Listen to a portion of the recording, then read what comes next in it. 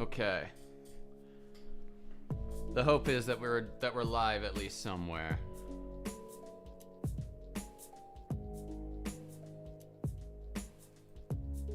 Okay. So welcome in. I'll go ahead and post this.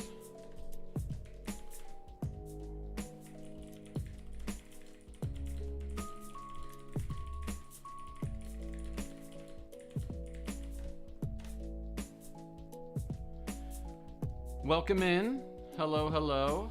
Let me get all my chats and stuff pulled up. So, a little while ago, I came out with a big video. A few of you may have seen it. The background here probably gives it away. Also, let me know if like audio and everything sounds fine. Let me turn the music down just a tad.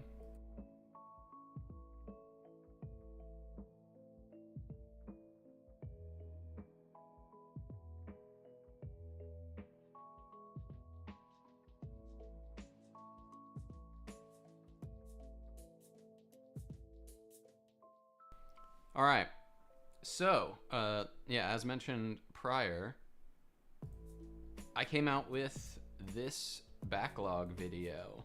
Took me 3.5 years, and, you know, we could probably, we'll live, do some adjustments while I talk here, but took me 3.5 years. All of the total completion time, ended up being about, like, 2,000 hours? Let's just crank this. Yeah, there we go. We condense myself to just this tiny window. We'll move it right there. And I played 104 games here, and the inherent human nature is to compare each of them against one another. So, well, that's what we're gonna. We gotta be doing that today. So this is the tier list. I've got S through D of games that I've completed, and then S through F. We skip D tier, change it to F tier if I did not finish it. Although we may have to make an F tier for one game in particular. So.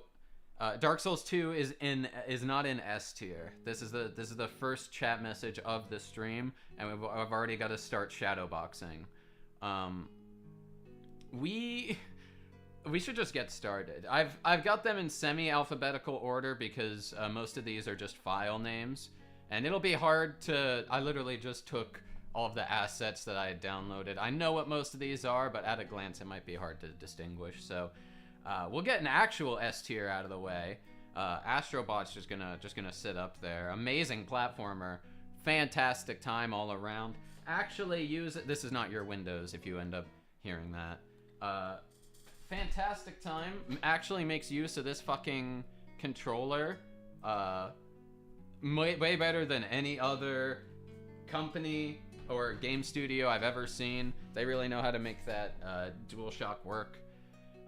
Zero complaints for John Astrobot. We could go in alphabetical until I get a bit bored, and then we'll just bounce around to ones that are interesting. Alan Wake 2, I did fully complete. I really liked Alan Wake 2. Excuse me.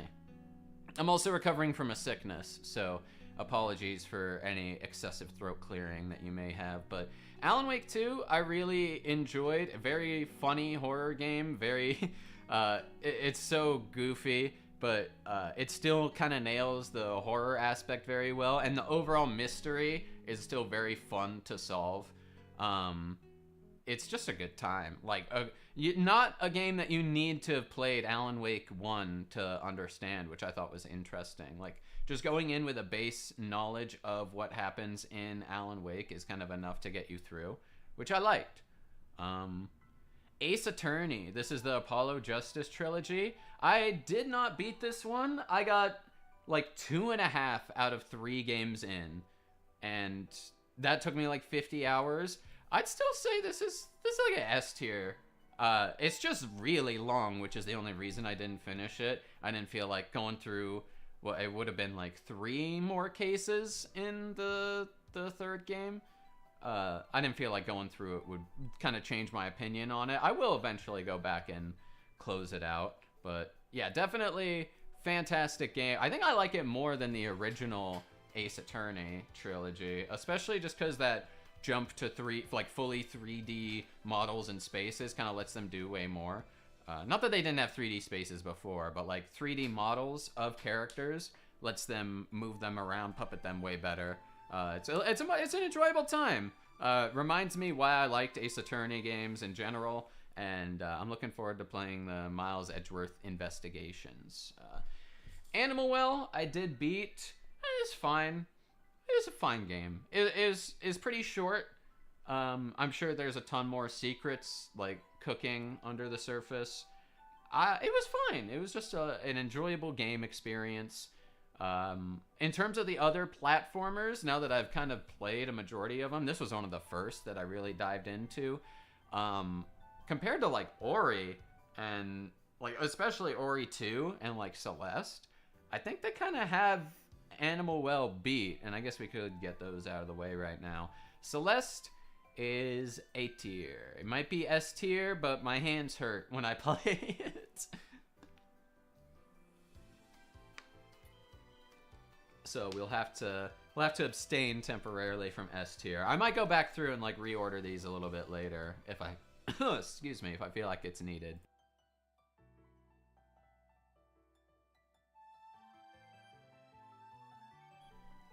All right. Sorry, I'm also checking to make sure like audio and stuff is good. I'm gonna bring the music up just a tad, especially because it's already a bit low in the application. So yeah, Celeste is A tier. Where is Ori? Ori 1 is not. I don't think it's that.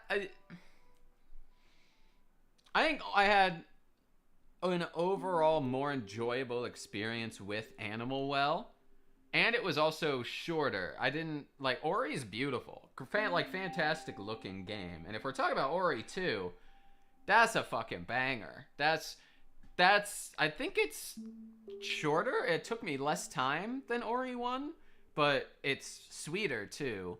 Combat's way better. Art team definitely went crazy on both Ori games, 100%. And especially Ori 2, I feel like the landscapes and the shit that they're trying to show you in that game. Let me bring this a little closer so it can block most of my face like true YouTubers do. There you go. I feel like they really knew what they were doing with Ori 2. They drew their inspirations from the right place. We're kind of on a platformer kick right now. What else is there in this space that I could pluck out and discuss? Hot Lava is also on the same level as Animal Well. I could order these too. We'll order them later. I'll just get them in their tiers for now. Hot Lava's a pretty fucking fun game. I think the levels themselves aren't crazy though. Like every time I booted up a new level segment in Celeste or Ori, I'd be like, hot damn, I love this new mechanic or thing that they're trying to teach me here. But for a good majority of Hot Lava's runtime, I was like, yeah, this is kind of what I expect out of this game premise. Not bad at all, don't get me wrong, but comparatively, it sits next to Animal Well for me. Borderlands 1 is like a C tier. It's fine. C tier is fine. Maybe we do need a D tier. Oh boy. Or maybe we do need an F tier rather. F for completed but hated. And we'll make that black. No, that's horrendous to see. Why do they even have this as a color? Yeah, so C is kind of middle of the road. I have no strong feelings about Borderlands 1. I think it gets way worse the more, like, the further it goes on. Also, if you're I do have a cat on top of the keyboard, so any erroneous button presses that may happen, you could blame Rem for that. We'll pull her up on camera here in a little bit when she's done resting. Borderlands 1 DLCs are bad. I like most of the other Borderlands games. I feel like the DLCs were kind of a high point. The one DLC where you collect a ton of claptrap parts actually just made me quit playing Borderlands 1. So every other aspect is just fine. Borderlands 2 is that's a video game right there. That's a pretty damn good time, if I do say so myself. Let me lower this a little bit on my end, actually. There we go. Borderlands 2 has like really good loot. It has pretty fucking funny dialogue. It's way more confident than the first Borderlands was, and Handsome Jack is a great character to be just talking shit to you basically the whole game. Guns are fun. I love the co-op. I love the replayability of it, like the badass rank system. You could get these incremental buffs over time. Super, super fun game. Just a great time all around. Borderlands 3 sits comfortably between both of them because it is more fun on a gameplay level than Borderlands 2, but more grating to engage with. But like it's not so bad. Like the story isn't that bad that it makes me want to put it all the way down here. So I feel like here I could also zoom in a bit if that would help the viewing experience. It's fine. It is fine. It's fine. Pretty solid gunplay, and occasionally moments where it's pretty alright, where it's pretty funny. Where's pre-sequel? Pre-sequel, I think, kind of is right next to 2. It's also short, which I think it's to its benefit.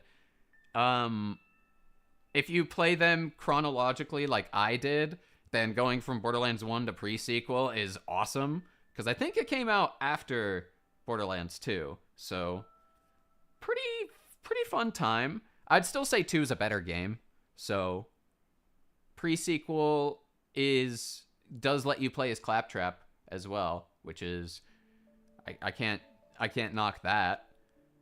Balatro, however you look at it, however you pronounce it, whatever your sexual orientation is,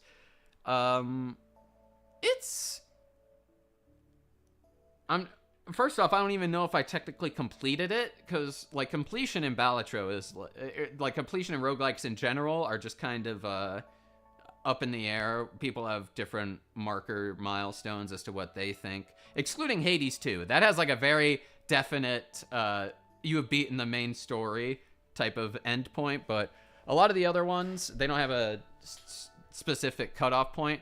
I'll say I completed Balatro because I put in so much time. I think I've beaten a gold stake on like Plasma Deck. So I've seen all the way up to the end of what the game has to offer in terms of content and difficulty. It's good. It's good. It's good. I think it's A tier. I think other roguelikes on this list have it beat. To get one of them out of the way now, Hades 2, even at the point in time that I played it for the video, which was, it's hard to rank. It's like ranking Uno on a list like this. Yeah, Balatro is like ranking Uno for sure, because it's like, it's like poker. Like, how do you judge poker in comparison to the looter shooter genre? But the roguelike elements of it, I think, hold up to give you like long-term fun. It's an experience that you can stretch out to a degree that I really think is worthwhile. Hades 2 is like that, but a lot, like a lot. It's just so fun, especially I didn't get a chance to talk about this in the video itself because I just completely forgot. They completely like rewrote the ending even after it came out based on player feedback. And for one, I admire the balls. Two, and I think it's way better. I think the whole package, if as you were to buy it now and install it freshly, I think is amazing. I think it's probably the best roguelike experience on the list. If I take a look at these other ones, make sure I'm not missing anything.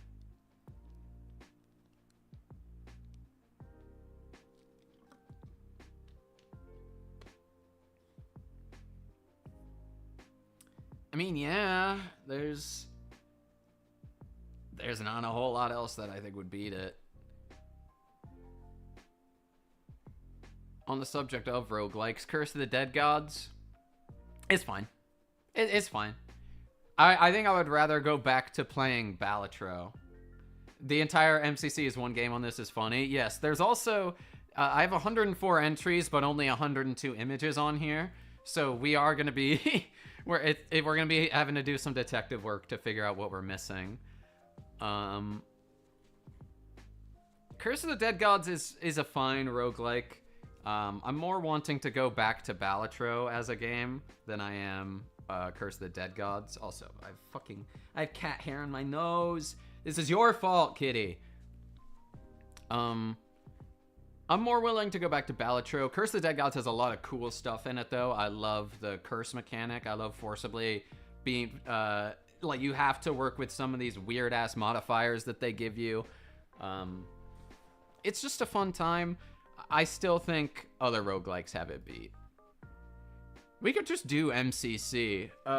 It's weird to rank the entire package like this, so we might have to break it up individually. Halo 4 is like just right here is B tier. Why don't we go on a little adventure here? I'll grab a new tab over here, and we'll add some images here. So let's just get Halo 1 if they let me add after the fact. Yes. Add additional images. Here we go.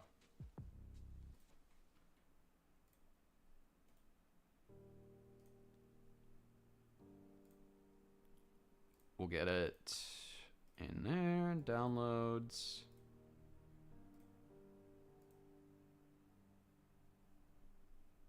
Oh, here. Where is this? Where the fuck? Okay, there we are. Oh, and there goes the kitty. So, Halo 1, if it is shown up right there. Halo 1, this is a all-timer.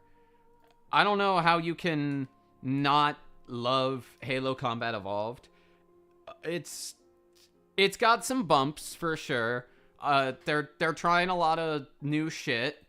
I, for one, think they kind of nail most everything they set out to do. Like the AI on the elites, like oh my Atlanta, how the fuck? When did Halo 1 come out? When did Halo? This is like Xbox One, 2001. Like the elite AI. I think I'm pretty good at shooters. It still trips me up to this day. I think Halo is definitely SM tier video game. Now, Halo 2 Annie. Halo 2 Anniversary, which is what I played it on. That might be better, which is crazy. It might be better than Halo 1. Reminder, Halo 1 is the reason console shooters work in the first place. Yep. If you like shooting games, well, first you owe it to Doom. You owe modern shooting to Doom. But then after that, probably right here on the ladder is Halo 1. And then Halo 2 just took everything that Halo 1 did, but crazily refined it. Halo 3. Halo 3.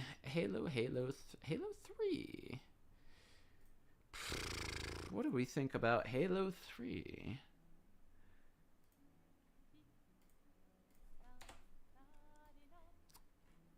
It's S tier, I think. I think the only one that's not going here is... The only one that's not going in S tier is probably Halo 4. But how I'm going to order them is certainly a problem. Halo 3's got a lot of like satisfying payoff. It's really, really good about paying off the story that's been built up over this entire fucking like series so far. Halo 3 story is good, but 4 just kind of insanely goated. Was Forge in 2? Because if so, then yeah, I think it does kind of sit like that. Yeah, it no. Oh, what came out with Forge? Where was Forge?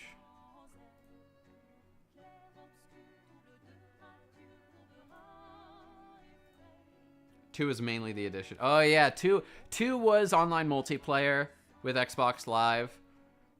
I do have to give extra props to that because they kind of fucking nail it too.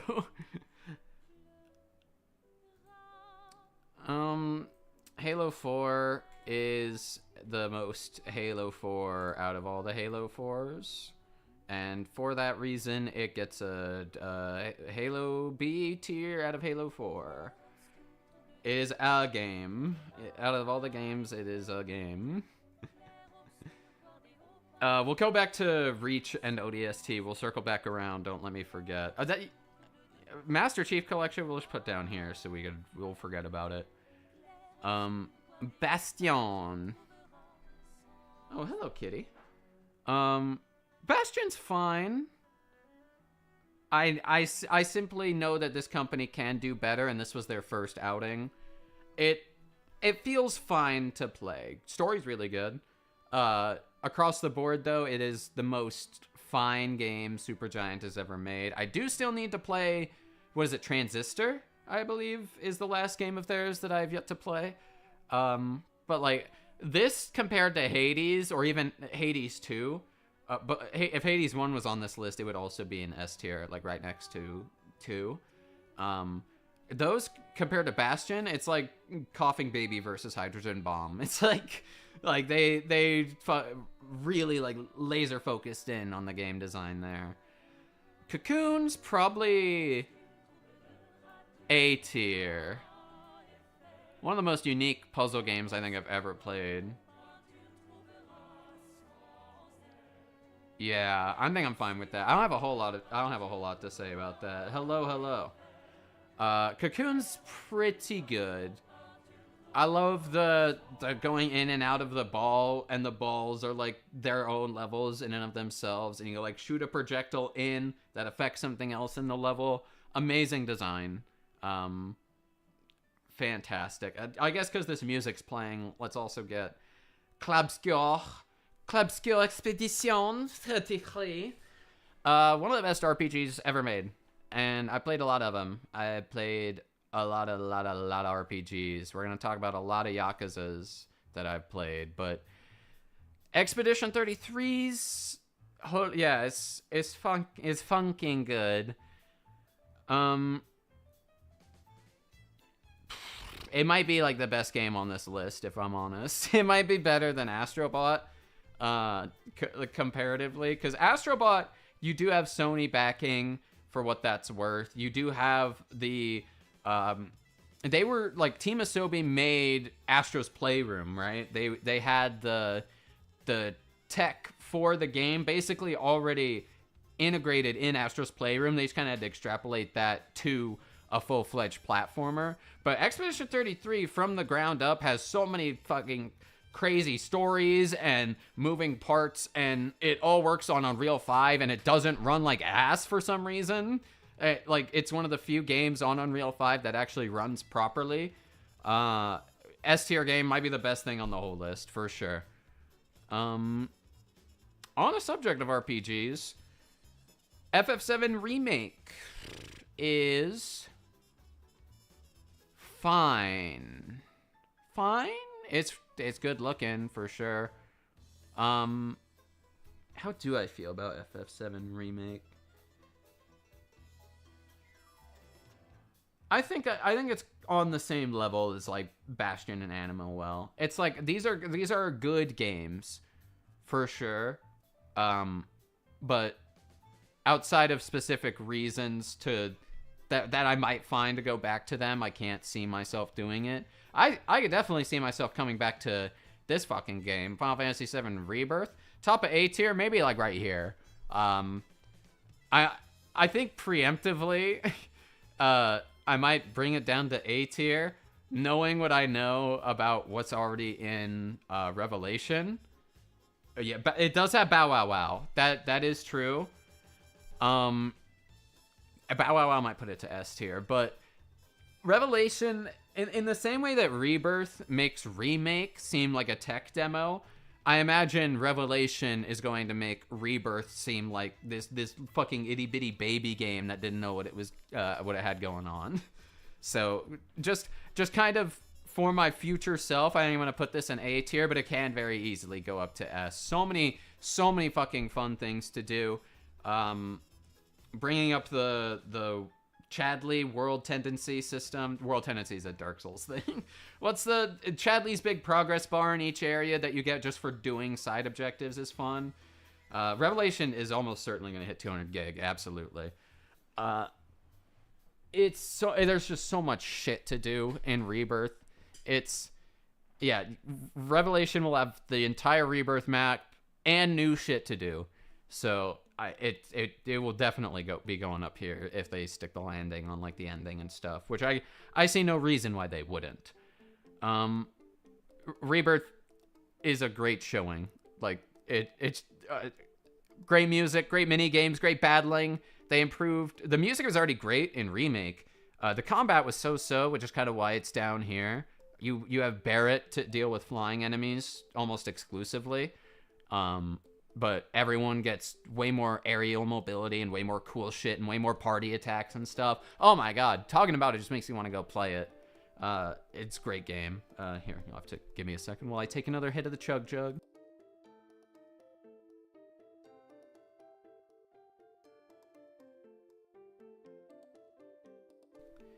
Oh, who knew talking this much would be a strain on the throat? Who could have seen that coming? Combat shines the most when you have 3 party members in the Remake games, to be honest, 100%. They do, and they do this thing that annoys me in the solo dungeons, where they split you up into, like, parties of 2, which is fine. They just do it like a once too often for my liking. I would love the ability to swap between any party member in the overworld in Revelation when that time comes, and also a dedicated jump button, and it'll instantly be S tier regardless of how the rest of the game goes. If they do those 2 things but keep everything else exactly the same, then it's S tier. So while we're on Final Fantasies, we could go to 16 and 9. Let's do 9 first. 9 is S tier. 9 is a great game. 9 is a better game than Rebirth because of the time that it came out in. And it's weird to say that there's also probably as much stuff to do in 9 as there is in Rebirth. Even though it came out in the year 2000? 2001? One of the two. Maybe 1999. For some point in that 3-year time range, it's pretty fucking nutty how much stuff they were able to cram in here. And I'm definitely biased. That's why it's above Rebirth. And there's a chance that Revelation beats it out, but I think this is probably my favorite Final Fantasy game. It probably beats out the MMO that I'm addicted to, that I could slash playtime and see like 80 total days. Like, this is a really, really well-made game, and I have a lot of personal attachment to it, obviously, but separating myself from that, I think it's amazingly done. 100% great game.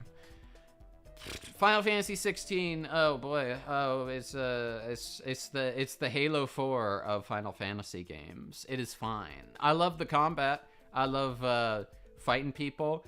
Anyone who says combat in this game is bad is smoking actual crack cocaine rocks. It's really, really fun to hit people in this game. Throw down all your icon abilities and mix and match them like you're playing Devil May Cry. It's pretty sick. I kind of just fell off a cliff with the story, and they place a lot of stock in the story in and of itself. Clive is also this game would be D tier without Clive, obviously. No, it's Devil May Clive. That's a great way of putting it. Clive makes this game real-time action instead of turn-based. I like it. I like the shift for the series because games can be good in both. The story, I got problems with it. I like the ending. I can't say much more about it than that. But it just kind of loses me. There are high points. Any icon fight is insane. Obviously, it feels like they poured all of the budget into the icon fights. Like they were dragging writers out of the writers' room and they're like throwing them at Blender. And they're like, do this shit instead. They just kind of forget to give Jill anything after her arc. Side quests are bad. Both of those things, 100% true. I did maybe 2 side quests in the whole game. And Jill has one of the character, she has like a character rising action of all time. Yeah, and then the game ends. It's still a fine game. There's a couple good side quests. Yeah, I would be down to, if I went back through it at some point, I'd be down to do some of the side quests because I just kind of swore off on most all of them once I realized what they were. So I'd be down to see what the others that, like, the cherry picked pretty good ones were. Any other Final Fantasy-esque games to talk about? Yeah, let's talk Persona. Let's talk Persona 3 Reload. Not only did I complete this game, I 100%ed it. Now, compared to its other Personas, between 4 and 5, which are the other ones that I've played, it's pretty good. I like that it's kind of all killer, no filler. They throw you in the middle of an already established story, which is, you just kind of have to figure out. I imagine if this was, like, playing this as your first Persona game back when it came out was probably mind-boggling, because they just throw you into the deep end. But I kind of like it. If you play this as your third Persona game like I did, because I did 5, 4, and then 3, pretty nice. Like, they kind of skip the bullshit. They get you straight into the gameplay loop of social link and bouncing between Tartarus. I think it's an A-tier game. I think you will do 100 floors of Tartarus and you will enjoy it. And then you'll do 100 more floors of Tartarus. And then for the treat we do 50 more floors of Tartarus. It's an A-tier game. I think it's an A-tier game. I'd say I like it more than Borderlands. Yeah. I think Persona 3 Reload beats out the Borderlands. And the 100%, the only bad part about it was the back end of the Answer DLC. I can't say more than that without talking about, like, specific story stuff. I fucking hated it. I think it is bad. I didn't even mind going through more Tartarus floors again for that DLC. I just hated the story stuff. On the subject of a Persona, let's get the second best one out of the way. SMT5. How does it rank against Persona 3? I think it's better. I would like to 100% this game as well at some point. The fact that they give you 2 entirely different story routes because it's the super special Vengeance edition of the game is neat. I wish they kind of did that with Personas. Like, you could play the golden path or you could do the regular path. Like, obviously, I would want more stuff in the golden path if they were to go that route, but, or, like, more differences between the 2 playthroughs, because I feel like SMT5 does it really, really cool. I haven't done another playthrough route, but I've looked into it pretty extensively, and I've seen one of my friends start the Canon of Creation storyline, so I know a decent chunk of the differences. I think the combat's really, really good. Press turn is a system I like more than Persona does with One More. I think it might be better than Final Fantasy VII. No, I think Final Fantasy VII, because they both have some jank, like some fuck-ass parts, you know? Rebirth has the desert, and SMT5 also has the desert, funnily enough. And, like, if you don't like Gungaga, then I can imagine navigating that is probably a nightmare. we'll call them comparable. I think you could go either or here. Metaphor, on the other hand, where's that fucking video game? This is probably the best game Atlas has ever made. It's S tier. I think it's better than Final Fantasy IX. It's a really good RPG. It's really, really good. You know what the other games in S tier have over it, though, I think, is the writing. Because this is still plagued with some typical Atlas schlock. You know? Like, the battle quotes and the whole... this character is this one word of a personality trait, and how do we flesh that out into... how do we balloon that into a big character? If you don't like Atlas's whole writing shtick, then this might be a breakaway for you because it doesn't take place in the high school setting. This one does to an extent, but this one is like completely unique, and for that reason, like the motif, the story, in like the entire engaging part of the story is being a king. It's pretty sick. Yeah, Astrobot does have crazy writing, absolutely. Well,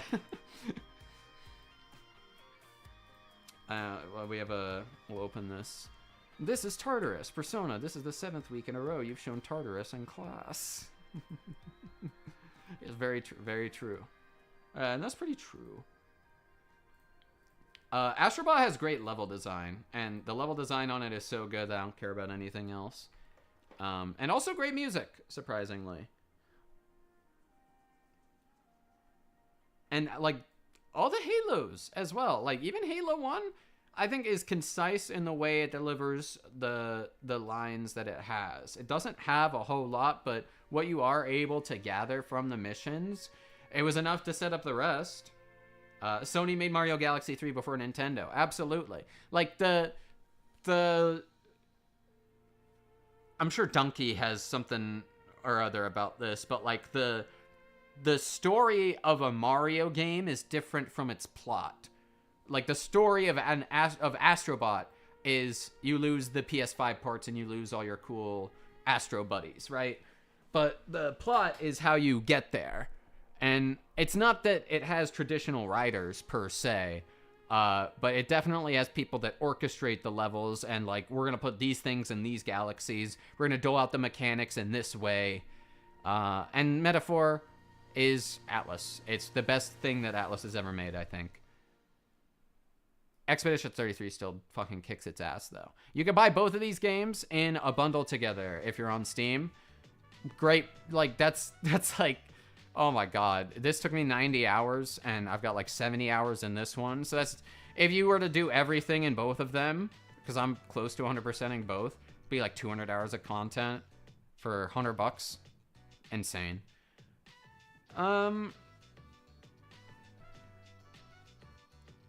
There's so many routes we can go down here. There's so many games left.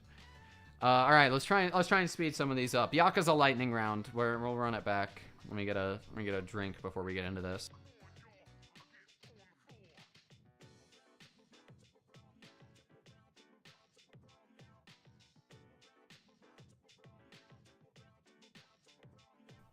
Okay. Let's do Mordor. All right, you know what? Mordor, we could also quickly do. Shadow War is a statistically better game. It probably sits, like, right here. But Shadow War... Or fuck, do I have these mixed up? Shadow War is the second one. Mordor is down here. Shadow War is long as fuck. Mordor is fine. But, like, statistically, this is a better game. It has a better Nemesis system. It has more to do. I learned after the fact that they had to... I didn't really internalize it while I was playing, and I had to, like, come to terms with it after the fact is what I meant. Shadow War had to have, like, all the microtransactions removed. And you could definitely feel it in the gearing system, in the total length of the game, in the specific things they want you to be doing, which detracts a little bit from it. I feel like if those things were removed, it could easily be S tier, but it's fine otherwise. What does Shelob think of this ranking? I have to go to her about 18 times if I want to find out. All right, Yakuza's then. Yakuza 0? It's a pretty good game. Pretty good game. It's on par with Persona 3, I think. Probably just as long, but the content, it's not laid out sequentially. Like, the average playthrough of Persona 3 Reload will probably take you like 70, 80 hours. But you could do all of the main story of Yakuza 0 in about 25, 30 hours, even though there's probably comparatively 200, 300 total hours worth of shit that you could be doing in here. And most of it is really fucking fun, really funny. Just they don't take themselves seriously. One of your styles that you fight people in is like breakdancing. Oh, it's so fucking good. Like, you can't buy this version that I played of Yakuza 0. You can't buy this version anymore. The version you have is like $60 now. And here, let me check this on Steam real fast. If I were to Yakuza 0 Director's Cut is $15. Is that because of any sales? No. Oh no, because I have the upgrade. So normally, if you don't have the upgrade, if you don't already own Yakuza 0, this game is $50 at base. So it's... I think I remember buying it for $20. I think $50 is kind of a lot to ask for the Director's Cut when all you add are autosaves and cutscenes that make the game worse. So I think Yakuza 0 as the version that I have is A tier, but because of Sega's bullshit, the version that you would probably buy goes down to like a B tier. Yeah, Director's Cut makes the story worse. So if you have Director's Cut, it's honestly a B tier, which sucks. Where's Kiwami? Yakuza Kiwami. Kiwami 1 is like Yakuza 0 but worse, so I guess we'll put it in B tier. Kind of next to Hot Lava. It is still a fine Yakuza. Not a whole lot to really get mad at. But Yakuza Kiwami 2, on the other hand, I think it's a little bit better. I think it's still not as good as 0 because there's, like, the stuff that is there, you could tell they're still kind of figuring out Dragon Engine. It's better than Kiwami 1, for sure. And we're going all out of order, but because 6 is also on the Dragon Engine, I'm gonna rank it right now as well. I think it's a worse engine. I think it's a worse game on that engine. It was their first outing, but beyond the story having some pretty good beats, there's not a whole lot here that I'm particularly vibing with. I think Kiwami 2 has a better, like, initial plot of, what's his name? Ryuji Goda, like, being this, opposing Yakuza thug that gives you another guy to, like, butt heads with the whole game. And the novelty of Dragon Engine, maybe it's just because it was my first time on it, is cool. Yakuza 3 is, F tier. Is an F tier game. If you heard that noise, you're probably gonna see cats. There they go. They have an automatic feeder that deploys. So, Yakuza 3 is a bad game. It's the first of its kind that I played on the... what was it? Like, when did this come? This was PS2, right? This was the first PS2 era Yakuza. It's not good. I don't like it that much at all. I just tried to get through it as fast as I could. There's very few redeeming qualities here. They don't actually start doing real Yakuza stuff until about, like, fucking... This was PS3? This was PS3? This is going in super F tier. Yeah, we're making this is, we're out of... This is super F. This is going in super F tier. Fuck that. We can get rid of this one now. This came out on the PS3. This feels like a PS2 game. It's so clunky. They don't give you a sprint button, even though they have access to sprinting because they make you sprint. Like, they put you up to sprint speeds in some of the sub-stories. The sub-stories that are there are just not good. This is a super F tier. This is a super F tier game. 4, Yakuza 3 was in 2009 alongside Arkham Asylum and Assassin's Creed 2. If you buy this game over Arkham Asylum, someone should come over to your house and punch you in the mouth. Like, that's crazy. Yakuza 4 feels way better. It feels like it's kind of sitting around here. Batman should come over to your house and punch you in the mouth if you buy this game. Yakuza 4 for sure feels way better. The story is really, really good. It might be my favorite Yakuza story out of all of them. No, 9 is pretty good. This is like my second favorite Yakuza story out of all of them. Because you play as 4 characters, and the anthology, like, detective thriller setup of all 4 of them is so unique and cool. I fuck with it heavy. And the combat's better. They don't block you, like, every single attack like they do in Yakuza 3. It still kind of suffers from the same problems that the other Yakuzas do. And you don't get to swap styles. You get character swapping, but you don't get to swap styles per character, which is a little unfortunate, but the combo trees are pretty robust. I'd say it's a pretty solid experience. I think I would honestly put it like right here. I think it's a pretty comparable experience to 0. A little bit worse because there's not as much to do, and it takes itself a little more seriously, which I feel like Yakuza as a franchise is better when it's silly. And so I think I might put it, I would put it down here. I would put it above Kiwami 2 still. Or, no, not Yakuza. I would put 4 here, excuse me. I'd put 4 here. I think I like 4 more than Kiwami 2. 5, where's Yakuza 5? I actually didn't finish Yakuza 5. This game's long. Is fine. 5 characters is a little too much. And one of them being Haruka, and you getting dance battles instead of like random encounters is neat. It is fine. It is whatever, you know? I feel like I just don't have a whole lot to say about Yakuza 5. For this era, I feel like I put the most time into it. I put like 10 more hours into it compared to 4, but my experience is more forgettable than it was with 6. So honestly, I think I'll put it down in C tier. I think it is a all right game, but bogged down by a lot of dumb bullshit. The whole hunting side mission thing that they make you go on as Saejima is kind of whatever. Akiyama is one of my favorite characters, and he gets shafted in this game.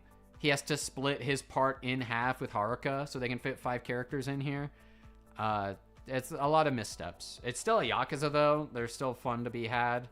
But if we're talking the fucking goats, I think Like a Dragon is a really good ass RPG on the level of Metaphor, on the level of Final Fantasy IX. It's got some annoying difficulty spikes, but this is, I think, one of the most dense games I've ever played. Just ever. There's so much you could. If I think I would pick this as my Desert Island game. Yes, Ichiban, my goat. He gets 1.5 games before Sega decided they were going to reset the timeline and branch off from Kiwami 3. And for his first ever outing, knocks it out of the park. My favorite ending in any Yakuza, by and far. One of my favorite endings in a game. I can't see the name Ichiban without thinking of the Friends clip. You'll have to send it to me. We could pull it up here in a bit. Ichiban Kasuga. Great game. I love that they went turn-based. I love that they acknowledge it's turn-based because Ichiban loves Dragon Quest. That's stupid as fuck. I love this game. I think it's so fucking funny.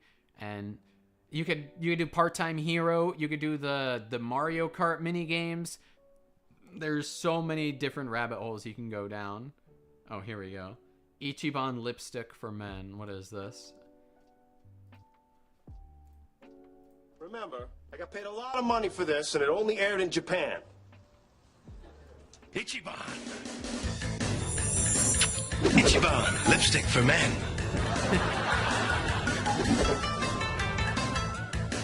This is literally just the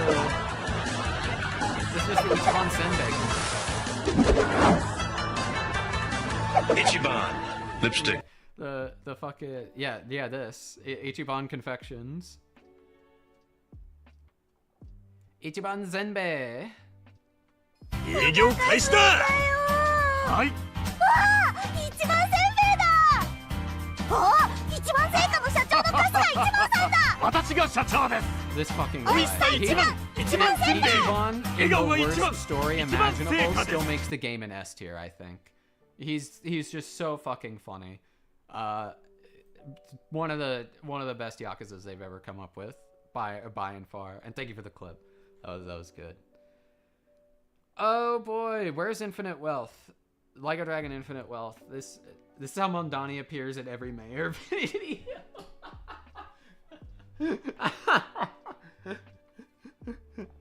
We fixed potholes in New York. Oh my fucking god. Okay, Like a Dragon Infinite Wealth. This one's a step down. It's still a good Yakuza. And our residential New York resident says they can confirm, so that's big. Infinite Wealth's a step down from Like a Dragon for sure. I see he shows up like that whenever anyone has a problem, and he busts through the wall like the Kool-Aid Man, but then he like when he leaves it fixes itself because he like also has a team of contractors that follows him around. Like a Dragon's a step down. The fact that they try and do like this dual narrative thing with Ichiban and Kiryu is kind of cool in concept if Kiryu didn't have so many other games before this. And speaking of, where's Like a Dragon Gaiden? Is that one of the ones we're missing? Oh my god, have we finally found one of these actual... I don't see it. And it's supposed to be like somewhat alphabetical. Well, we'll just add it. Oh, fuck. I don't have the hard drive plugged in. I retired it. I retired this piece of shit hard drive. This shit don't run anymore. It's got all the images on it. Fuck. Also, yes, I am wearing Christmas Deadpool pajamas. We can move on from that now. Like a Dragon Gaiden is a B tier because they go back to this style of game. The real-time action stuff, it's fine. It is reasonably fine. I think. Oh man, all right. Yakuzas are done. I'm just looking at this and realizing how many fucking games we've still got left to talk about. Okay, Spyro Trilogy as a package. This is a great platformer set. Individually, though, I think Spyro 2 brings it down to A tier. Spyro 2 is not that great. I don't really like the level design comparatively, so Spyro 2 would probably be like down in C or F tier, and the others would probably be up in like A or S. The great overall platforming experiences, I would say. It's a lot of fucking fun. Just going around collecting bullshit. Sonic Mania, another fun platforming adventure. I'd say I like it more than Spyro.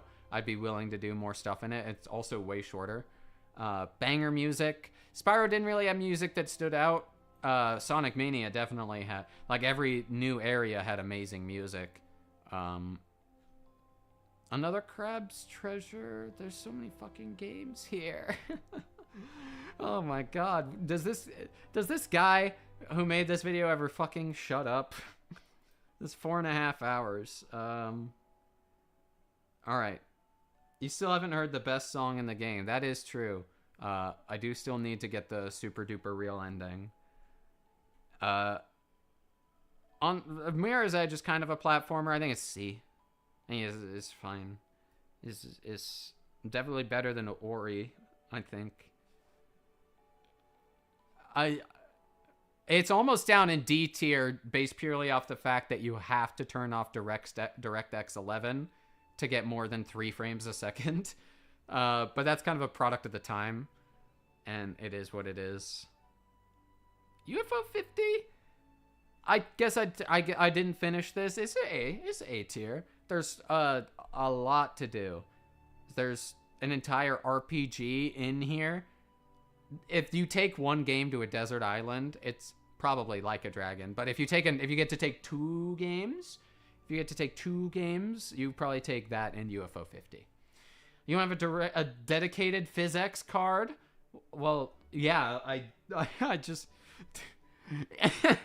Could you imagine someone swapping out their fucking GPU just so they could play Mirror's Edge with PhysX enabled? or whatever. If you break glass in Mirror's Edge, you get like 4 frames a second. I'm sure I could throw it up on screen now for the highlight reel, but it was bad. It was worthy of swapping out your GPU for, I would say. Okay. Let's do Soulses. I think we do Soulses. This is where people start frying me, except for the fact that I'm gonna put Dark Souls 2 in F tier, in the lowest F tier that I can. If there was a super F tier for did not finish, Dark Souls 2 would go there. But right now, oh my god, this game sucks so much fucking ass, dude. It is not fun. The checkpoints are bad. The world design is bad. Combat is so fucking clunky. The invasion system is annoying. Having to level up the invincibility on your roll is a terrible design decision. Just give me like a certain amount to work with. I remember looking at the spreadsheet that shows you a total amount of iframes for every single FromSoft game. And if you don't have anything invested in adaptability, you get 9 frames of invincibility on your roll, which is less than 1/10 of a second. Like, what the fuck are we doing here? Super F tier. Super duper F tier. Yeah, but it's got a banger intro video, though. That's true, so for that, we'll put it in C. No, it's a bad game. We'll put it in F tier. We'll put it in the most F tier that it can be. I'm sure if I did seamless co-op, it might go up.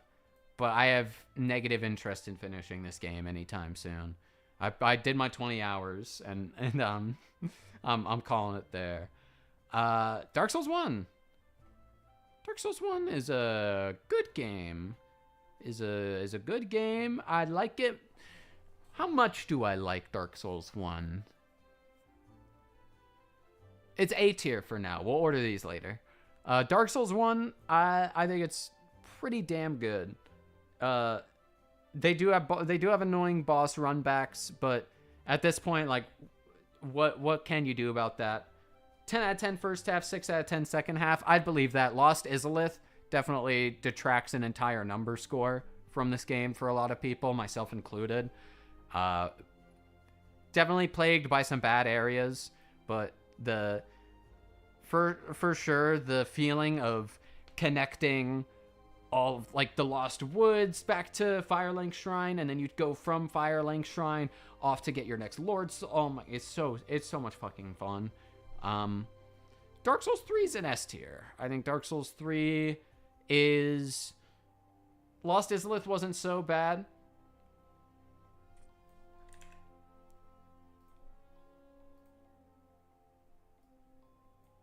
Are we fucking serious here?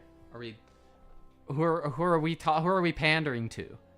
It's Lost Izalith. That area is not finished. You want to go fight Beta Chaos again? What are we... I love Ornstein and Smough. Or DS1 peaks at Ornstein and Smough. DS3 is nonstop bangers the entire time. There's not a single low point in the entirety of Dark Souls 3 for me. It doesn't have the... You should get a picture of the Lost Izalith splash and put it in Super F. Yes, Dark Souls is an A tier game, and then Lost Izalith is Super F. We'll fix that in post. Dark Souls 3's bangers the entire time. The one thing that it's missing is the world design of this game. It feels bad to get to an area that you could tell was like developer curated for you. In a world that Dark Souls 1, it feels like you got plopped into this fucked up evil wasteland, and that's just what you have to deal with. But Dark Souls 3, it's like, okay, now you fast travel here. Now you fast travel here. Now you go this way. Bed of Chaos is the worst part, but it's still cool, and that's where you find the ending for Solaire. That is true. It is unfinished, but at least Solaire is finished. And I am finished whenever I interact with Solaire. Anyways, moving on. I think let's get Hollow Knight out of the way, because it is Souls adjacent. It is better than Halo. I think it's an S tier game. I think it's... man. Fuck. I love the idea of putting things in tier lists, but who knew putting things in tier lists would be so aggravatingly hard? Yeah, Hollow Knight's really fucking good. It's a perfect marriage of Metroidvania-style ability power-ups, great combat, great exploration, amazing characters, some of the best music in any video game. I just looked in your actual nautical direction. I got a sick Hollow Knight tattoo. I did not. Post that in the Discord. I'll take a look at it later. Yeah, I think Hollow Knight's better than any Halo game. This list was designed to make people mad, and that's probably the first thing that's really gonna set some guided missiles at my house. I think Hollow Knight's really fucking good. But yeah, I'll give you a consolation. I don't think there's a single roguelike game that beats out Halo 2. I don't even think Isaac beats out Halo 2. And you know how much I like Isaac. So there's your consolation prize. I have my own Discord, but post it in the boys, because I will check it there. And I can invite you to that one. It might be the link in the YouTube description might still work. I think that one's lifetime. What else did we have that was Souls-like? We did Sekiro. That's Shovel Knight. Sekiro. I think I like it more than Dark Souls 3. Very similar. In that I think there are no low points. The link still works huge. Okay, good. I think there are no low points to Sekiro's entire runtime. And I do like how interconnected the world is. Prob's the best FromSoft game. I would definitely concede that. I think this is better than Elden Ring. The thing that ruins Elden Ring for me, and I put a lot of time into it. I've got like every achievement, I got like 200 hours in it. Across its entire gigantic world that it inhabits, there are 10 unique enemies. 10 enemies that you can't go to another part of the world and also find that guy. I don't know how bad that problem is in the DLC. I know that there are a few bangers in the Legacy dungeons, like the guys that I fought, Promise Consort, Midra, Lord of Frenzied Flame. Amazing fights. If the entirety of Elden Ring was like that, that would probably beat out Expedition 33. But as it stands, I think Elden Ring is probably like a game I would put maybe below Dark Souls 3. But Sekiro, oh my Lanta, zero low points throughout Sekiro's entire runtime. The flow chart that you have to figure out in order to play that game, quote unquote, appropriately, or in a way that doesn't get your ass beat, is so fun. Like, the optimal way to play that game looks cool, feels amazing, and makes the fights go fast. Like, what more do you want in your action game? And there's still the entire, like, prosthetic arm system that I just didn't even really mess with. I think I used the same one the whole game, and I didn't even really bother because parrying was just so fun. In S tier, it's better than Metaphor. Well, it's better than Metaphor, and we'll move on. Lies of P. Elden Ring's problem for me is the replayability. I've beaten Bloodborne at least 5 times, but Elden Ring only once. Yes, like the first playthrough of Elden Ring is an S tier experience, like top of S tier experience, where you're like, oh my god, so many revelations of zone within zone within zone that leads you to a secret lift that takes you underground. It's probably, the first time through Elden Ring is probably one of the best adventure style experiences you'll get in a video game. But subsequent playthroughs definitely bring it down. The more you play Elden Ring, the more I think it gets worse comparatively in terms of the other Souls is. It never gets below like B tier, but I think it does end up down there. Lies of P is good. Lies of P is really good.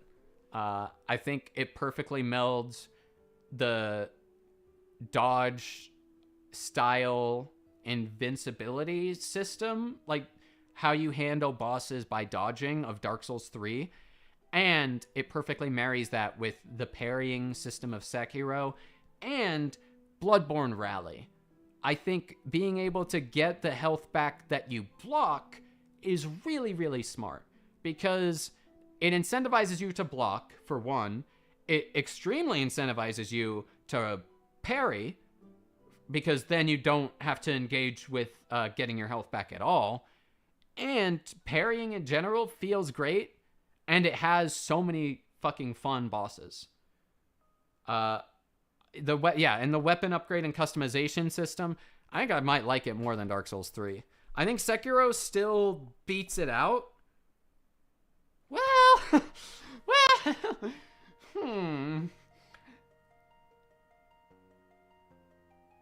Oh, fuck. Sekiro doesn't have DLC. Arlecchino, the final boss of Lies of P's DLC, is like one of the best action game fights I've ever had. I think I would piss a lot of people off. I think Sekiro just barely edges it out. It is very, very close.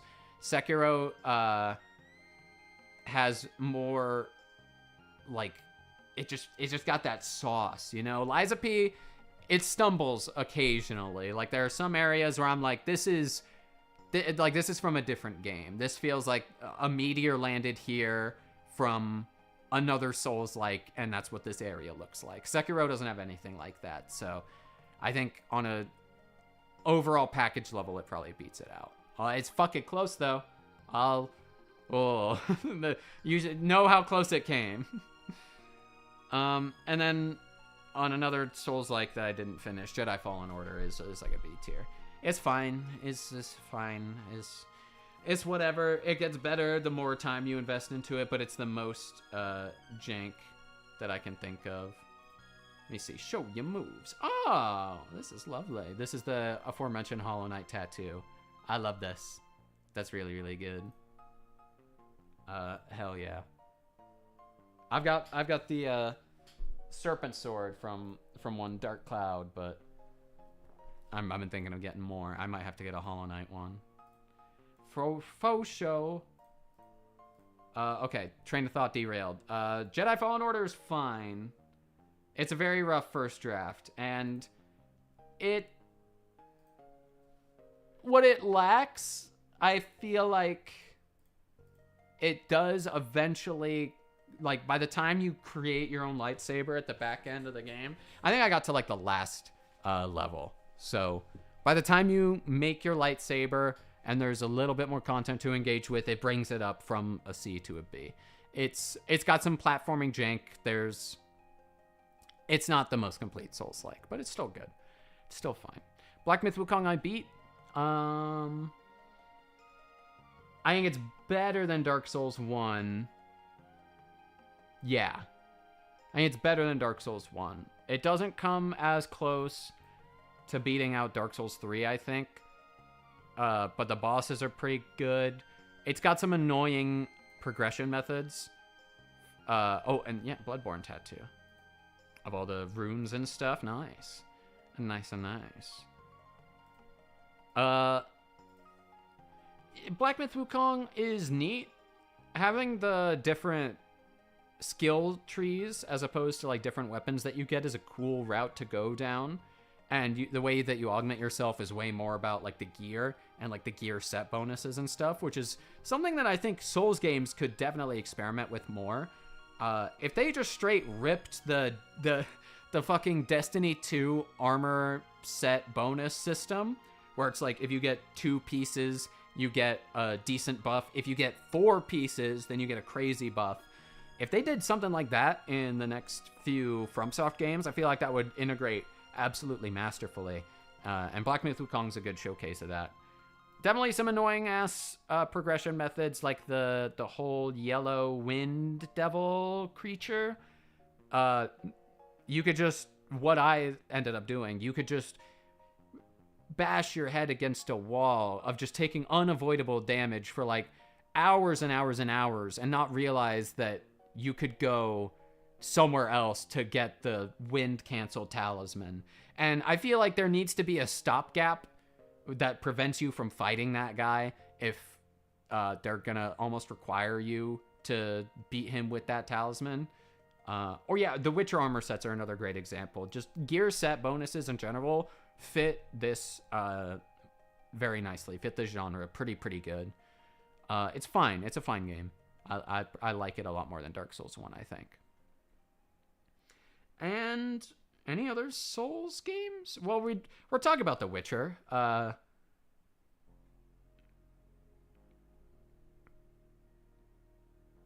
Can I be so for real? I think The Witcher is just barely below Yakuza 7. I actually think Yakuza 7 is a better game than The Witcher 3. And maybe, bear in mind, I did put 56 hours into The Witcher. I beat Hearts of Stone, but I did not beat Blood and Wine. So I hear that's like an entirely other Witcher storyline that Yakuza 7 may not have. So it could push this up. But at base, Hearts of Stone was really good. The base game is amazing. All of the next-gen patches and stuff that they've done over the course of the years that they've pushed it to like modern consoles and stuff, really sick. Oh, you'll have to excuse me.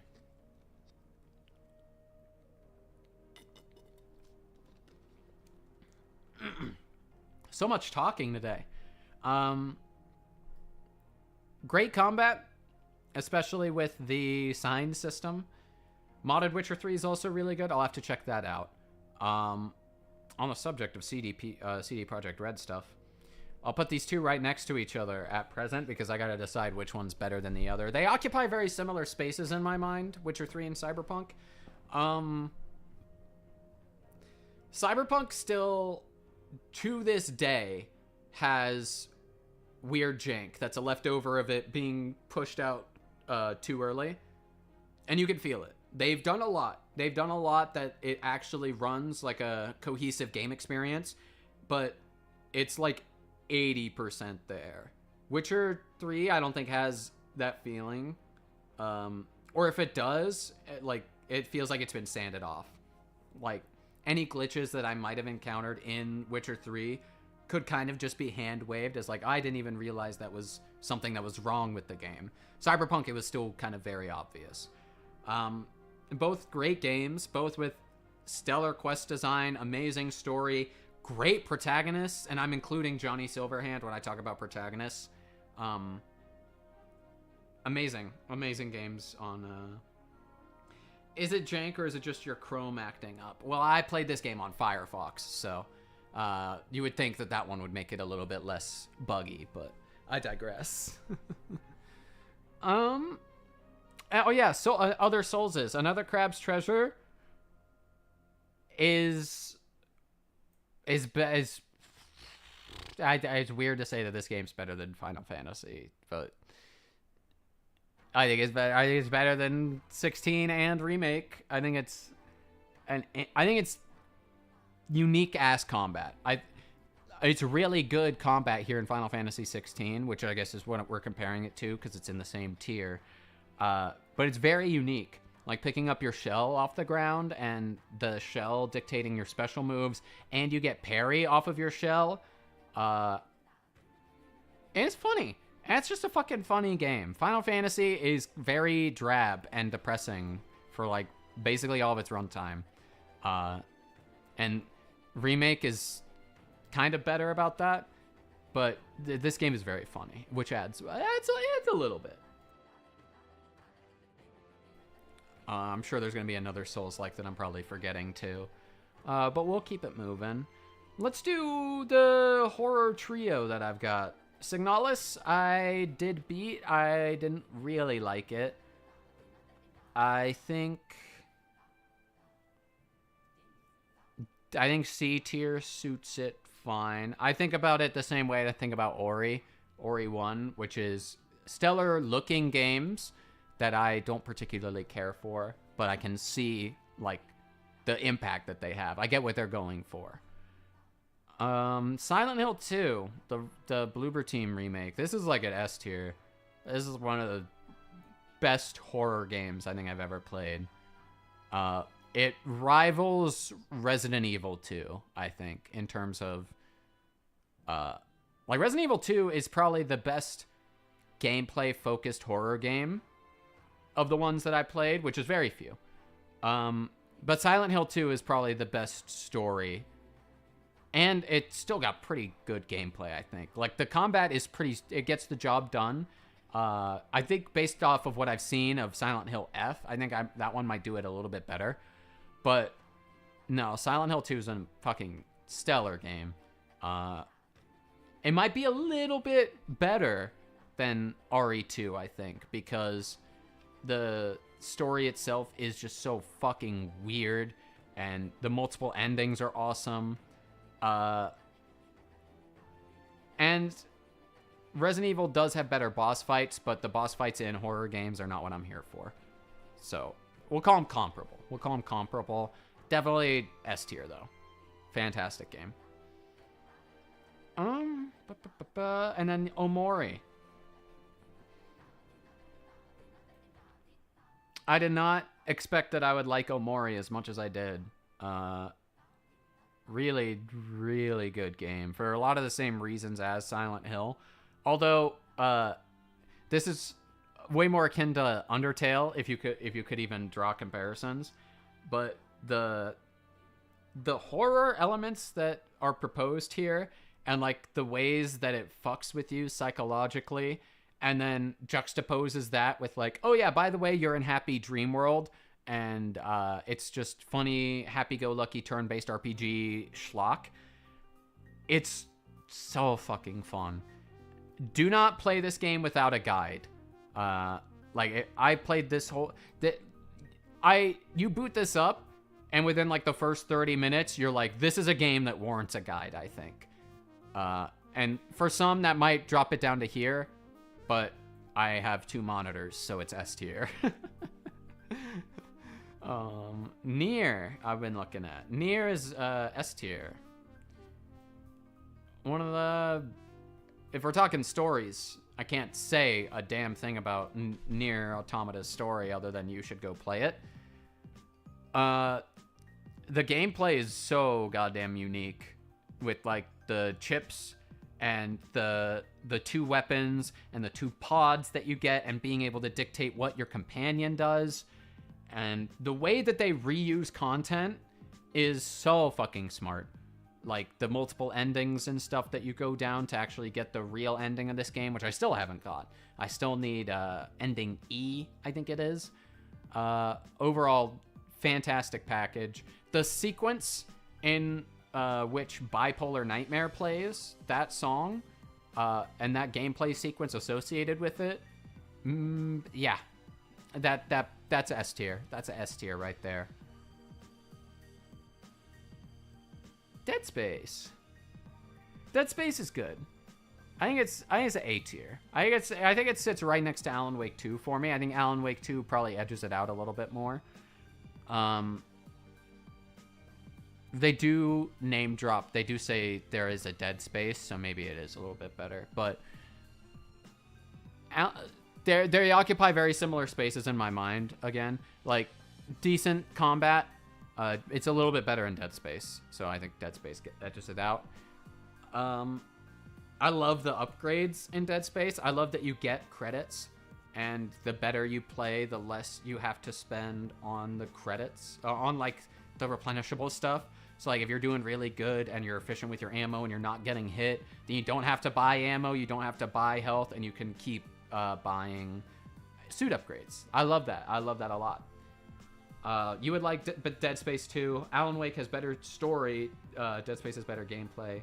Yeah, but they don't have a full-on dance sequence. All amazing points.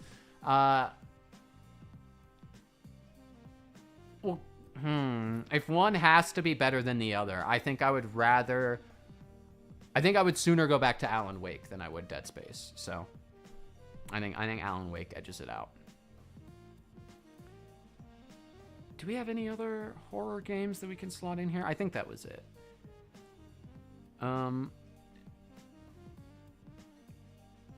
Action then. DMC5 is good. It's good. How good? I would... Alan Wake 2 also has a crazy janitor singing a karaoke song that kind of spoils the game for those of us that understand Finnish. Well, this is the equivalent of like Claire Obscure's soundtrack just spoils everything that's going on if you understand French. So sometimes you just gotta hold that. Devil May Cry 5. I think I like it a little bit less than Persona 3 Reload. A little bit less. It's very close. I think the combat in this game is so expressive and deep and awesome. The endless tower mode that they let you just rack up score in is awesome. This whole game is awesome. Like, it's the definition of badass. Like, just doing shit in Devil May Cry 5, it's just fun. No notes. It's like you know exactly what you're getting when you boot it up. God of War 1. Where's God of War 1? Right here. God of War 1 is fine. Is fine.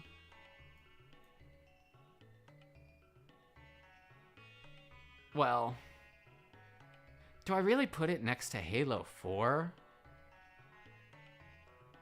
It's like the top of B tier. It's certainly victim to a lot of dumb shit. Right? Like, there's a lot of sequences in 2018 God of War that I'm like, oh, this is, we could be doing anything else. Like, a decent chunk of the side content, the Nornir stuff, I don't think is super enjoyable. And the boss fights are kind of whatever for a large majority of the game. They really play their hand early with the boss fights with Baldur. That fight, if the game ended at that fight, that would be an S tier. But at present, I think it sits comfortably at the top of B tier because God of War Ragnarok's one of the best action games ever made. That's why I'm fine putting 2018 right down here. I think I played 2018 God of War on hard and then bumped it down to normal. And then I played the entirety of Ragnarok on the highest difficulty I had available, which I think was, I don't know, I think one below Give Me God of War. So, like, not very hard, but hard. And I think it's better than Sekiro. Fuck it. Fuck yeah, I think it's better than Sekiro. This shit is so good. Story's really, really good.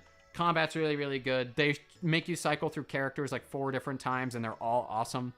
The new spear weapon is sick. The combos and the skill trees and the RPG progression, all of it meshes together under this beautiful umbrella, under this amazing gazebo of, like, one of the coolest stories I've experienced in a long time. God of War games should be played on story mode. I think that reigns true except for Ragnarok. I think Ragnarok is extremely combat focused. They really wanted you to feel badass when playing as these characters, so much so that they have the roguelike mode that they added post-launch because the base of the combat was so good that putting it in the roguelike setting was just a natural progression. And for that reason, I think it's S tier and sits alongside other roguelikes. I think fucking Ragnarok's better than Hades. I don't give a fuck, man. Halo still edges it out though. Halo's still better than God of War. The Halo 2 is better than God of War Ragnarok, which shows you how good Hollow Knight is.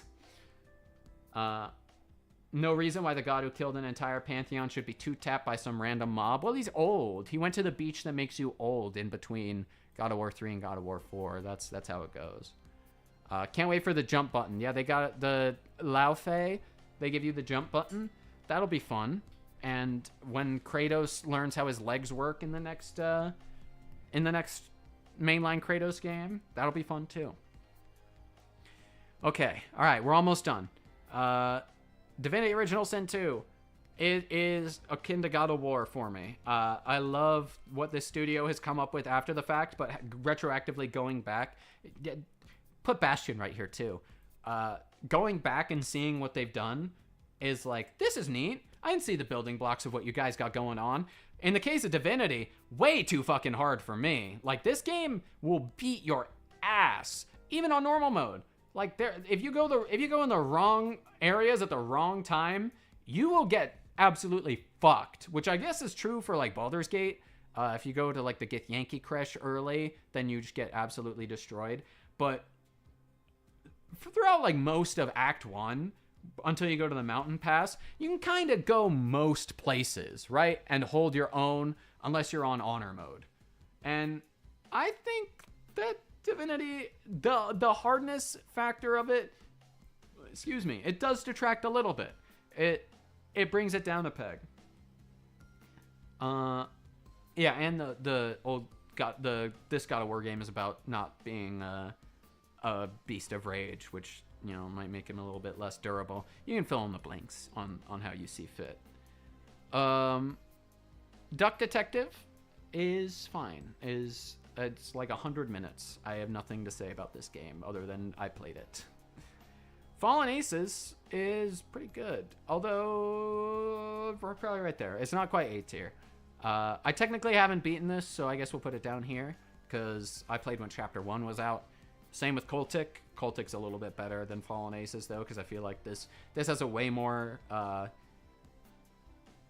concrete vision of what needs to go on for the rest of the development time. Both Chapter 2 for Fallen Aces and Cultic came out after the video, so I'll have to go back and play it, see if either of them jump up or down. But at present, I feel good about that.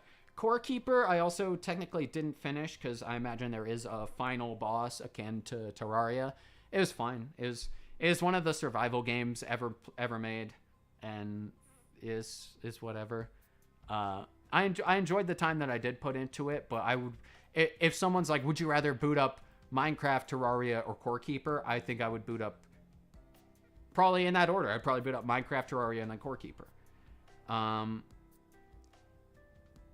Yeah, let's get the few roguelikes that we've got left out of the way. Cult of the Lamb.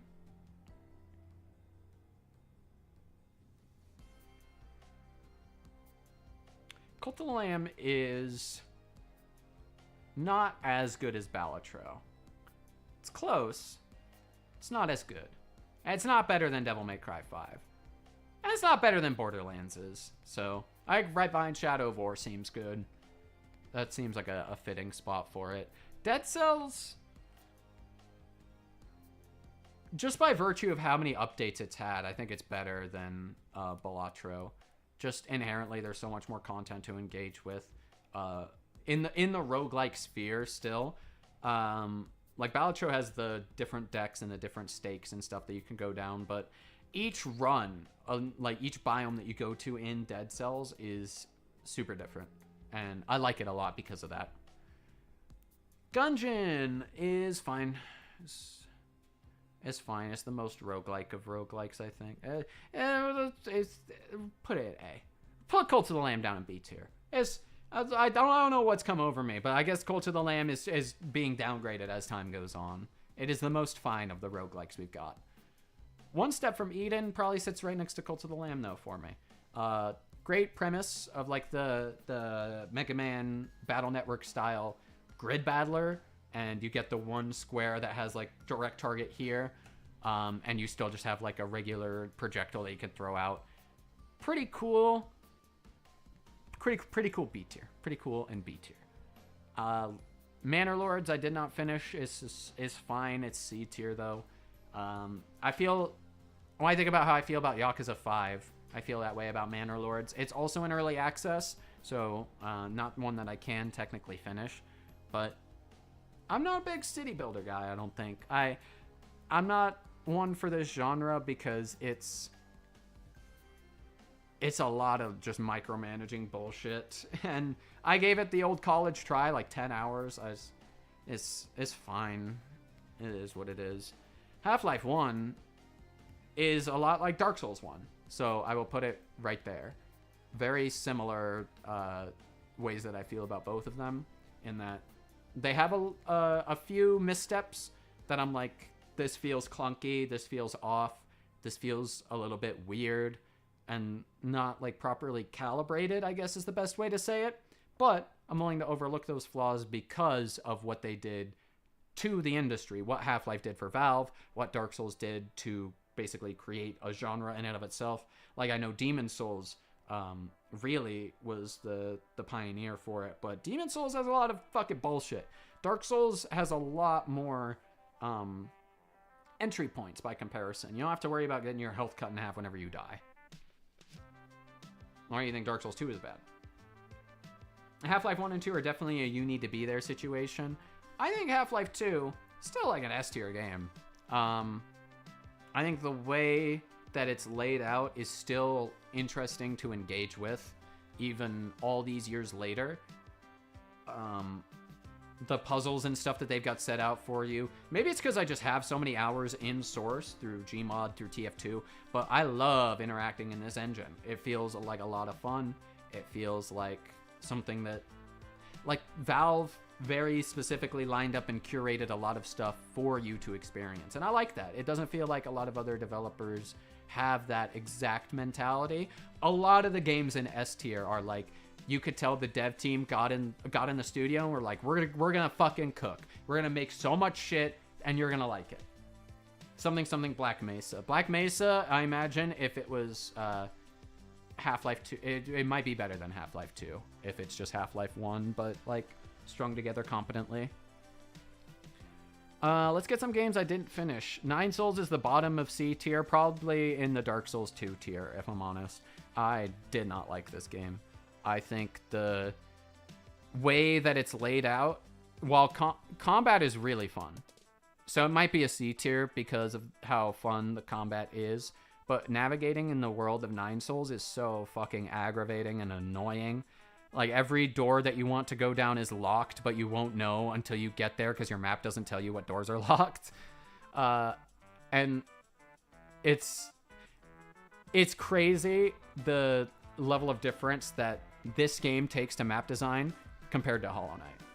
It's staggering the way that they lay out their worlds instead. I'm using Source 2 SDK. Someone has been using Unreal for a few years. I prefer the way Source 2 games look and feel. Very true. Source feels like home. More developers should use it because it feels good. Deadlock is in Source, and that's part of the reason why I like it. It's a very familiar engine to fuck around in. Like, oh, Source is mwah. Deadlock is mwah.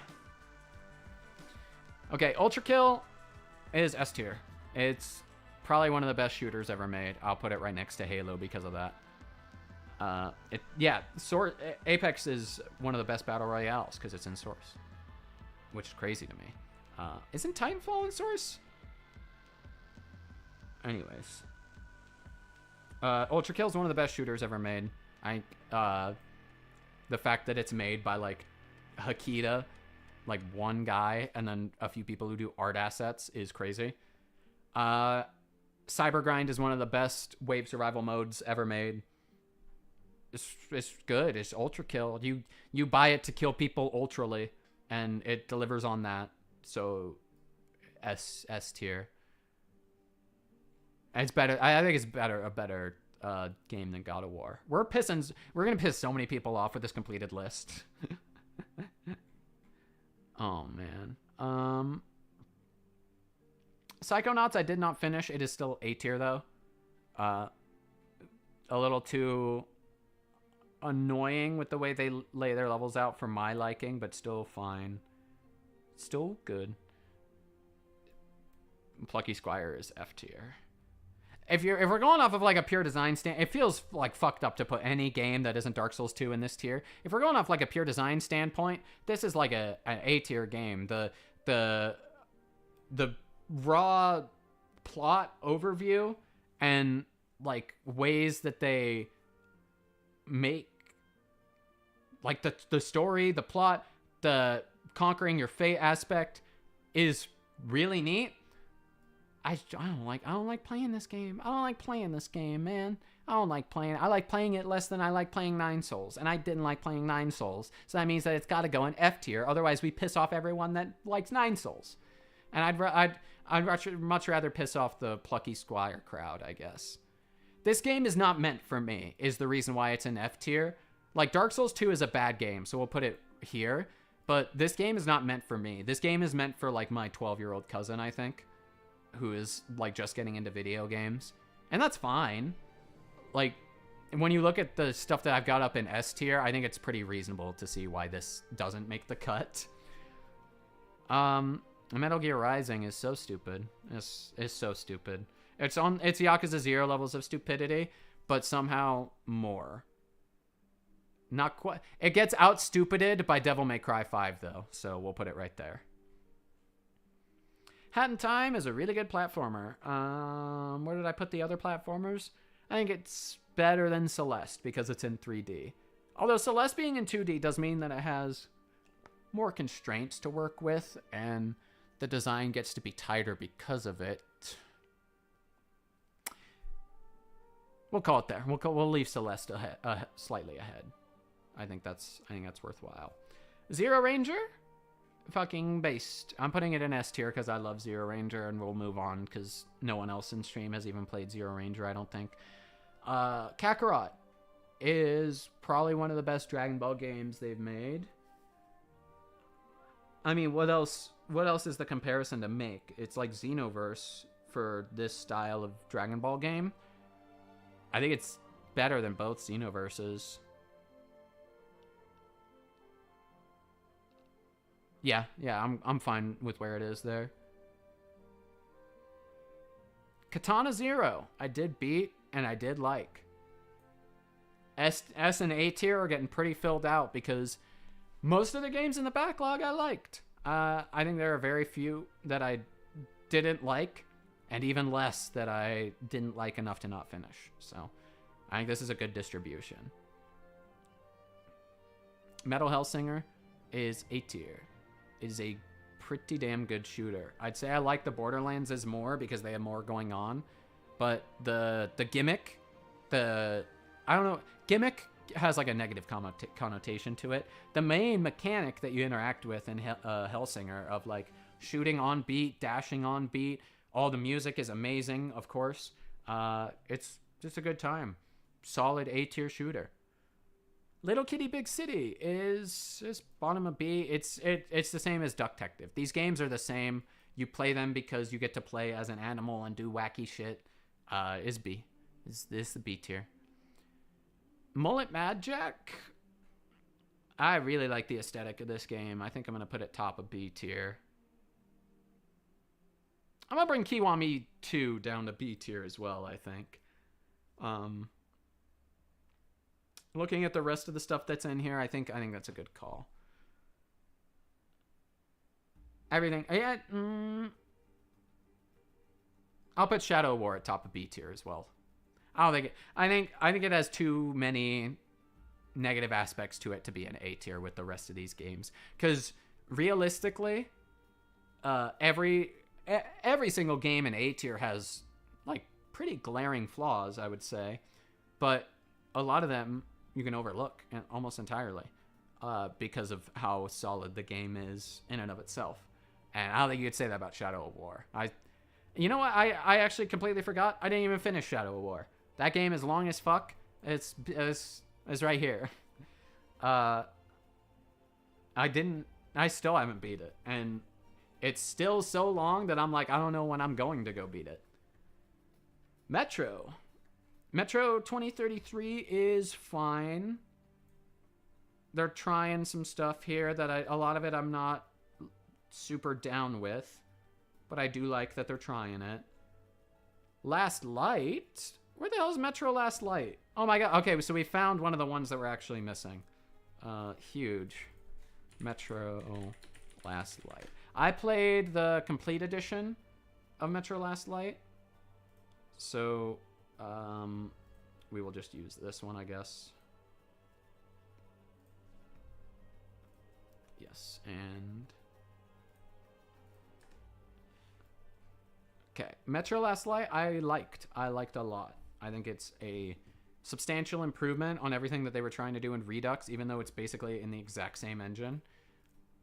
I think the only knock that might actually make me put it here is that to get the real super duper true awesome ending, you had to have filled out a prerequisite checklist of like, tick, tick, tick, tick, tick, hit every good guy item in this 10 checklist list. And if you don't, you just don't get the ending, even if you do 9 out of 10. That feels like a piss poor way to design stuff like that. And they handle it a lot better in Metro Exodus. And for that reason, I think it's like up here. I think it's really, really good. Still a few low points with the story, but gameplay's way more open-ended. The train helps move things along pretty nicely, I would say. And it never feels like it's like bogging you down. It's like, oh, I gotta get back to the train. It's like, no, the train is how we move the story forward. We're going to a place. A-tier game. Great shooter. Great time. Great enemy design and placement. Just a solid experience. Mortal Sin, I did not finish, but this game is an S tier. I would definitely be interested in coming back to it. Made by one guy, again. I think Cultic's also made by one guy. Mortal Sin's pretty fucking good.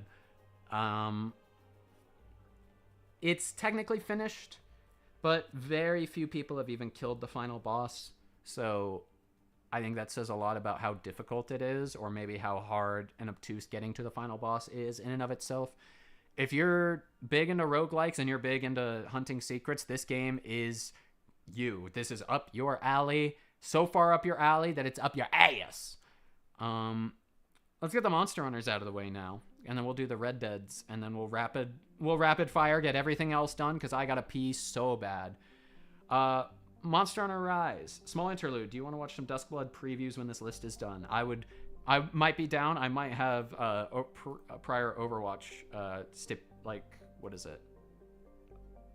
obligations. Monster Hunter Rise. I technically didn't finish, I don't think. No, I did finish this. I finished the main story. This is my ideal Monster Hunter game. This is definitely an S tier. World is fine. It has a lot more stuff that I'll put it below Spyro. It has a lot more stuff that I dislike, like having to spend so much time tracking the monster. It's alleviated a little bit in Iceborne, and the grind that you can subject yourself to in both of these games really is neat. It's nice that there's a lot there. So the galaxy map music just activated like a sleeper agent. I'll confess something. For like the last hour of this stream, I've not been able to hear audio because the cats have static shocked my PC again, and sometimes I just lose audio when that happens. But I'm glad that everything's been going good. I did still get to hear that Ichiban lipstick commercial. Neon White. This game would be S tier if it didn't have the story that it had, so it's top of B tier instead. This is the speedrun game. So much so that you could just if this mode was exclusively the rush modes, I forget what they're called, where it's like you just play every single level in sequence and you don't get cutscenes, it would be an S tier. But the story and the fact that they pull you out so much to try and tell the story, and you have to like constantly go back to Mikey and get your assignment and then go to the level. The bullshit in this game brings it down to a B. Still great though. Still a good time. I said we could do both Red Deads. Let's start with 2.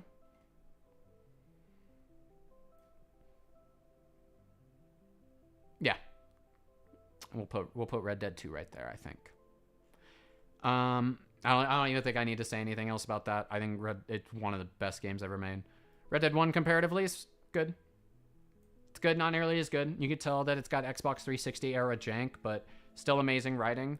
Not that bad to play on PC. I wish they did more, like they had a skip cutscene button or a voice volume slider, but it's just a good game. And the fact that it exists at all retroactively, or I guess because it came out first, the fact that it exists at all, and because the story of this one is so good, it existing pushes this one up, because otherwise they'd probably be like right here. Yeah, it's fucking good. Hollow Knight's better. Hollow Knight's just a little bit better though. And Astrobot's better than them. That's just, I don't make the rules, except I do because it's my tier list. Fuck all y'all. Penny's Big Breakaway is good. It's B tier. It's fine. It's not as good as Sonic Mania, I don't think. I think that game's like razor sharp with how it's presented. Okay, nearly there. Pizza Tower is substantially better, and if we're talking platformers though. I think it's better than Sonic Mania. I think it's probably the best platformer on this list. I mean, what would beat it? Yeah, I think it's top of A tier.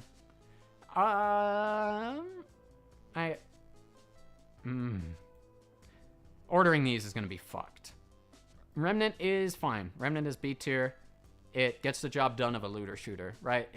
You get in there, you get your loot. I wish they threw more guns at you, but comparatively, it's fine. It kind of slots. B tier is it's fine tier. It's fine. Risk Rain Returns is a really fucking good roguelike. Probably better than Balatro. Probably better than Dead Cells, I would say. It's one of the better... Fuck, is it the best? I guess that would make it the best. The best roguelike on this list doesn't even break into S tier. Oh, fuck me, I guess. And Monster Hunter Rise is S tier, then I think Risk of Rain Returns could be S tier as well. I think there's probable cause for it. Shovel Knight. Shovel Knight's a little bit worse than Pizza Tower. Because Pizza Tower is like way more appealing to what I want. Shovel Knight's methodical. It's really well made, well designed to be a methodical platformer. Pizza Tower is really well designed to facilitate going fast. And I love going fast. Snake Rex I did not finish. It's just C tiers. I got like 80 minutes into it and it's fine. It's a roguelike of all time. Songs of Conquest is based. I love this game. I think I like it more than Sonic Mania. So, you know, I'll slot it in right there. Super Hexagon is fine. It's probably like down here, I think. It's fine. Yeah, it's fine. You know what you're getting into when you boot up Super Hexagon. Trails in the Sky I did not finish. The only reason this is not F tier is because like the back half of what I played is pretty alright, so we'll put it top of C tier. The remake is probably way better. So when I play that, might go up here, might go up here. I see the bones of what they're trying to do, but it's bogged down by 2005 RPG bullshit. And Space Marine 2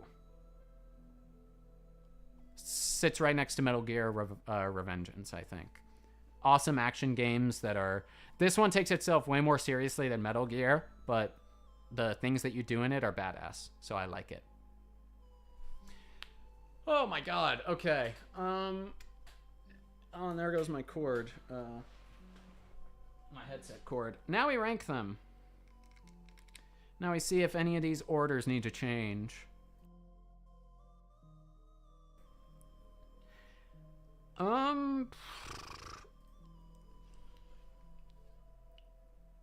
Expedition 33 is the best game on the list. Do I think that? I think so. I think I would, out of every 100 games-ish that I've played, Expedition 33 is probably the one that I will remember the longest. Because, like, obviously, Final Fantasy IX, I've known of that game since I was, like, 6, right? But I think in terms of, like, how long I'll be thinking about what Expedition 33 did with the team that it had, with the development that it had, probably the best RPG ever made. I think if Chrono Trigger was on here, I think it beats out Chrono Trigger, which is fucking crazy, right? It's just that good. It really, it is the hype. I think it, yeah.